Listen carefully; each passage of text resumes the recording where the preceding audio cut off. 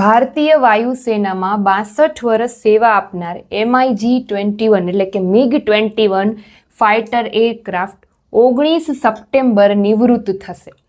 તેને 1963માં વાયુસેનામાં સામેલ કરવામાં આવ્યું હતું, જે ભારતનું પ્રથમ સુપરસોનિક ફાઇટર જેટ છે. એટલે એક્ઝામમાં પૂછાય કે ભારતનું પ્રથમ સુપરસોનિક ફાઇટર જેટનું નામ, તો શું આવશે? MiG-21 fighter aircraft. ત્યાર પછી ગુજરાત છે ટ્રાઇબલ જીનોમ સિક્વન્સિંગ પ્રોજેક્ટ છે શરૂ કરનાર પ્રથમ રાજ્ય બન્યું. આદિવાસી સમુદાયમાં રોગની ઓળખ કરવા માટે થઈને આ પ્રોજેક્ટ છે શરૂ કરવામાં આવેલો છે. ઓઇલ ઇન્ડિયા લિમિટેડે આસામ એટલે કે દિબ્રુગઢમાં બોરહાટ એક કૂવામાં હાઇડ્રોકાર્બન શોધ્યા.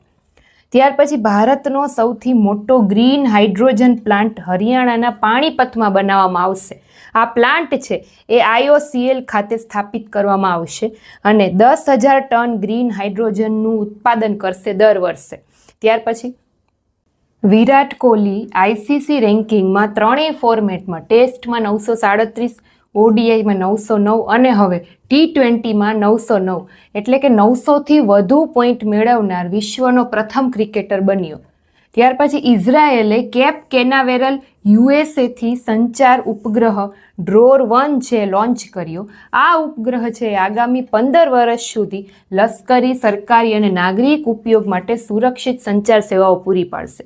ત્યાર પછી યુનિસેફના મતે દક્ષિણ એશિયાએ બાળકો માટે અત્યાર સુધીનું સૌથી વધુ રસીકરણ કવરેજ હાંસલ કર્યું છે, જેમાં ભારતને નેપાળનું પણ ખાસું એવું યોગદાન છે.